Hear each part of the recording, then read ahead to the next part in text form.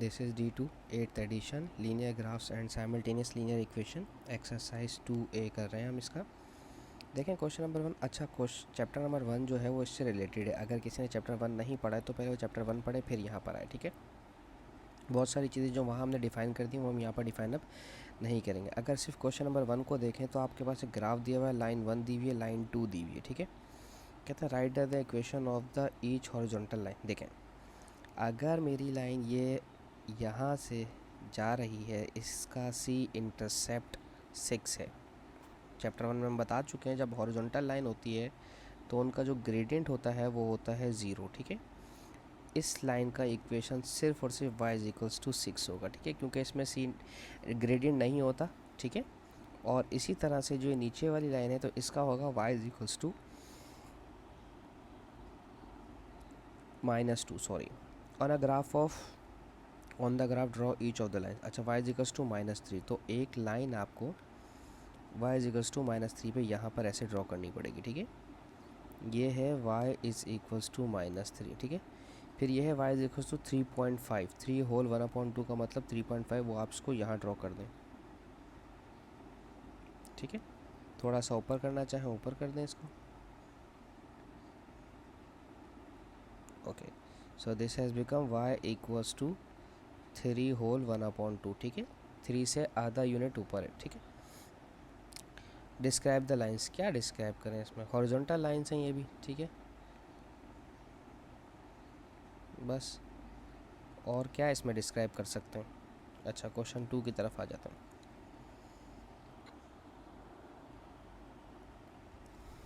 Write down the equation of the lines vertical. अच्छा मैंने vertical lines के बारे में आपको बता दिया था कि जब भी कभी आपके पास वर्टिकल लाइंस होती हैं तो उनका जो ग्रेडियंट होता है वो अनडिफाइंड होता है, ठीक है। ज़ीरो नहीं होता, अनडिफाइंड होता है, ठीक है। और इसमें हम वाई एक्सिस नहीं लेते हैं, हम इसमें एक्स एक्सिस लेते हैं। अगर हम इसकी बात करें लेफ़्ट हैंड वाले की तो ये x = -2 है क्योंकि -2 से गुज़र रही है। और इसकी अगर हम बात करें जो लाइन 1 है हमारी, ये गुज़र रही है 0.5 से। 0.5 को कहते हैं 1/2, ठीक है। ये दोनों इक्वेशंस इनकी थी, सिंपल दैट्स इट। इसके अलावा इसमें कुछ भी नहीं है, सही है। अच्छा अब इन्होंने कहा है on a graph draw the each of the lines with the following equation. x = 1, तो हम x = 1 पर एक लाइन बना देते हैं, ठीक है। ये मैंने 1 पे एक लाइन बना दी, ये हो गई x = 1 की लाइन, ठीक है। दूसरी बनानी है -2.5 की, तो -2.5 की आप बनाएंगे यहाँ से यहाँ तक, ठीक है। ये हो गई x = -2.5 की, ठीक है। Describe the lines. Vertical lines हैं और कुछ भी नहीं कह सकते हम इनको, सही है। पहले वाली हॉरिजॉन्टल लाइंस थी, ये वर्टिकल लाइंस है। अच्छा ऑन अ शीट ऑफ, अच्छा ये ड्रॉ कर लेते हैं, ठीक है। On a sheet of graph paper draw on a sheet of graph of each of the following functions, okay. पहली इक्वेशन है मेरी y = y - 2x = -1, ठीक है। पहले इसको सॉल्व करेंगे, ठीक है। सॉल्व करने का तरीका क्या है? ये -2x को राइट साइड पे भेजें, y को हमेशा लेफ्ट हैंड साइड पे रखना है, ठीक है। -2x राइट साइड पे आएगा तो +2x हो जाएगा, और -1 तो वहाँ ऑलरेडी मौजूद ही था, ठीक है। ग्रिड मेरे पास ऑलरेडी बना हुआ है यहाँ पर, ठीक है। मैं फिर भी हर लाइन के लिए अलग ग्रिड आपको बनाकर दिखा देता हूँ, आप ऐसे एक ही पर बना लीजिएगा, ठीक है। ये मेरा -1 है, चूँकि यहाँ पर -1 है इसलिए लाइन मेरी यहाँ -1 से गुजरेगी, तो पहला पॉइंट मेरा ये है -1 का, ठीक है।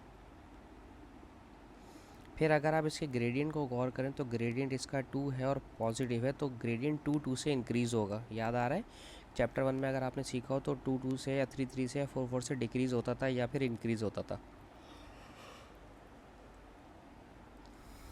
अब 2 से इंक्रीज़ करना है। 2 से इंक्रीज़ करने का मतलब अगर हम इसको ये 0 1 2 3 4 5 1 2 3 4 5 लिखते हैं, और -1 -2 -3 -4 -5, तो अगर 2 से इंक्रीज़ होगा तो ये 1 2 यूनिट इस तरह से और 1 यूनिट इस तरह से, ठीक है।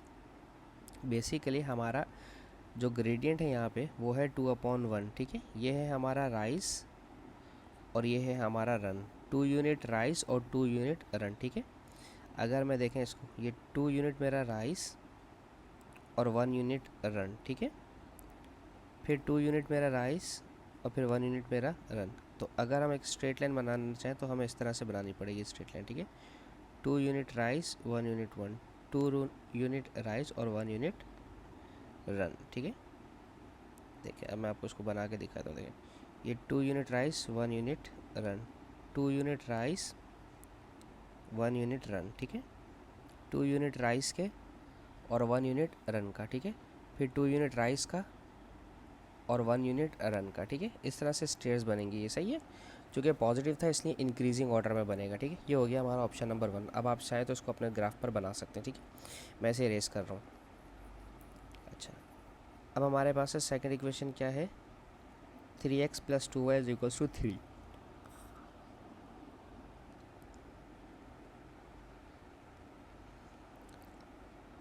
यही दी हुई है 3x + 2y = 3, ठीक है। अब सबसे पहले y को अकेला करना है, ठीक है। तो 3x को यहाँ से हटाएं, यहाँ पर बच गया 2y = 3x, राइट साइड पर जाकर माइनस का 3x हो जाएगा और प्लस का 3 वहाँ ऑलरेडी अवेलेबल है, ठीक है।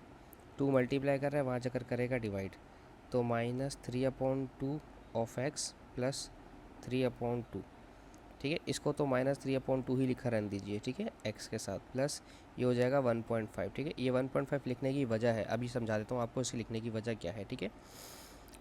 स्केलिंग कर लेते हैं ग्राफ्स की।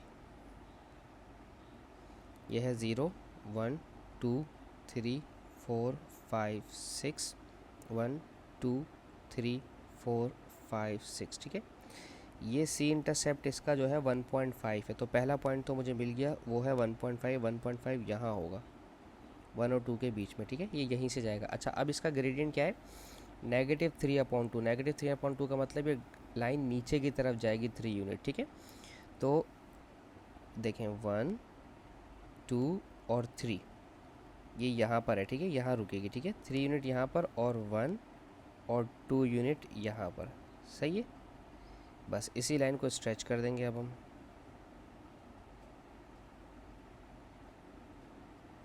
इसकी लाइन इस तरह से बननी थी, ठीक है। और चूँकि डिक्रीजिंग ऑर्डर में थी इसलिए नीचे की तरफ जा रही थी, ठीक है। चाहें तो इसको साइड में कर दें। अच्छा, पूरी साथ ही आ जाएगी, चलें, सही है। वो नंबर्स मेरे साथ साथ ही आ गए, लेकिन इसकी लाइन इसी तरह से बनेगी, ठीक है।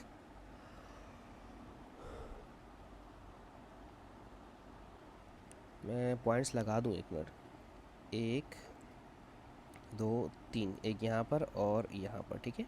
ये 3 यूनिट ऐसे नीचे और ये 1 2 यूनिट इस तरह से राइट साइड पे, ठीक है। फिर 3 यूनिट नीचे जाते हैं, 1 2 और 3, और फिर 2 यूनिट्स ही यहाँ से यहाँ जाएगा, ठीक है। इस तरह से 2 यूनिट्स इस तरह से इधर और 3 यूनिट ऊपर, 1 2 और 3 यूनिट ये ऊपर आ गए, ठीक है। स्टेयर्स इसके डाउनवर्ड को बनते हैं, नेगेटिव होगा तो डाउनवर्ड बनेगा, ठीक है। स्लोप नेगेटिव था, ठीक है। इसे इरेज कर देता हूँ। अच्छा, नेक्स्ट इक्वेशन क्या है यार, ये मैं इधर ही उतार लूँ सारी, बार बार ऊपर जाना पड़ रहा है मुझे। चलें, अच्छा जी, पहली डन, सेकंड डन, अब है थर्ड की बारी, ठीक है। थर्ड है मेरे पास 2x - 5y = माइनस का 10, ठीक है। अच्छा, माइनस का 10, सबसे पहले तो आपने y को अकेला करना है, ठीक है। इस 2x को वहाँ भेज दें, तो यहाँ पर बच जाएगा -5y = माइनस का 2x - का 10। सबके पास माइनस के साइन है इसलिए माइनस के साइन सबसे कट जाएंगे, 2x प्लस का हो जाएगा और 10 भी प्लस का हो जाएगा, ठीक है। अब 5 चूँकि मल्टीप्लाई कर रहे हैं, वहाँ जाके सबसे डिवाइड करेगा, इससे भी डिवाइड करेगा और इस 10 से भी डिवाइड करेगा, ठीक है। तो ये बन जाएगा हमारे पास, ये तो रहा 2/5 ऑफ x, और ये बन जाएगा 5 × 5 5 × 10। ये आ गया y का आंसर, ठीक है। अच्छा, अब इसे बनाते हैं इक्वेशन में, ठीक है।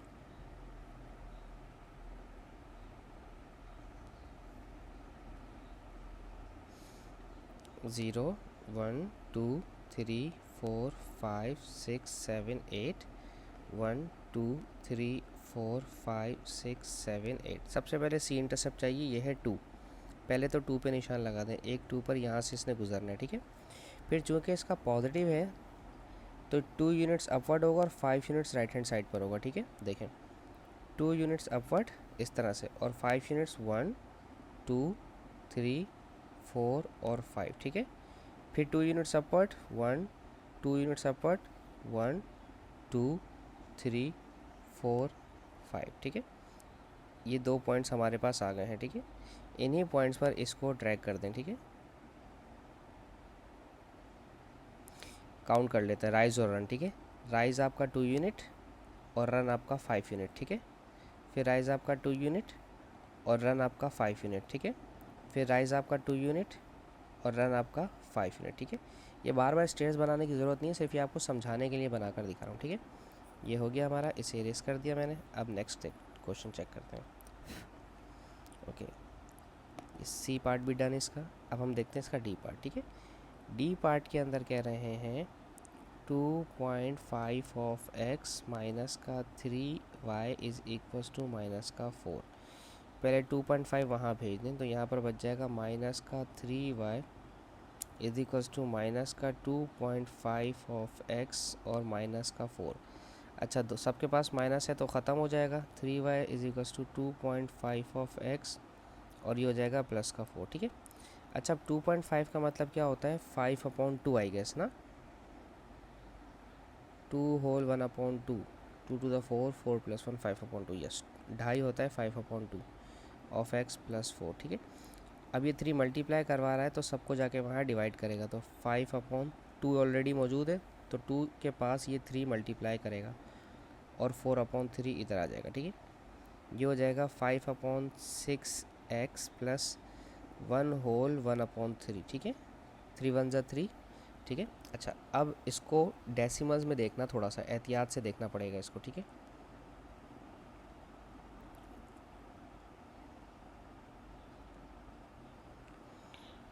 ओके,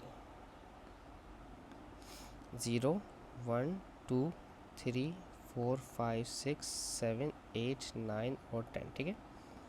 1 2 3 4 5 6 7 8 और 9 10, ठीक है। अच्छा जी, अच्छा, अब हमारे पास सबसे पहले देखें, ये है 1 होल 1/3। 1/3 कितना होता है? 0.9 होता है गैस ना। तो ये 4 के 2 के बिल्कुल करीब करीब होगा, यहाँ कहीं पर, सही है। तो हम इसे यहीं पर क्लिक करेंगे ऐसे करके, ठीक है। और दूसरा जो है हमारा, अब है हमें स्लोप देखना है राइज अपॉन रन वाली कंडीशन, ठीक है। तो राइज अपॉन रन वाली कंडीशन में देखें 5 यूनिट्स अपवर्ड और 6 यूनिट राइटवर्ड, ठीक है।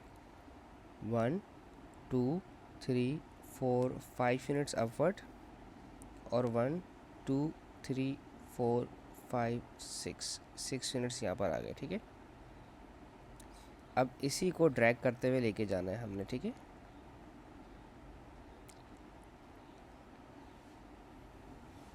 चूँकि इंक्रीजिंग ऑर्डर है इसीलिए हमारे पास ये लाइन इस तरह से इंक्रीज़ होती हुई बनेगी, राइट। चलें, इसे इरेज कर देता हूँ अब मैं। अब डी पार्ट के बाद देखते हैं ई पार्ट।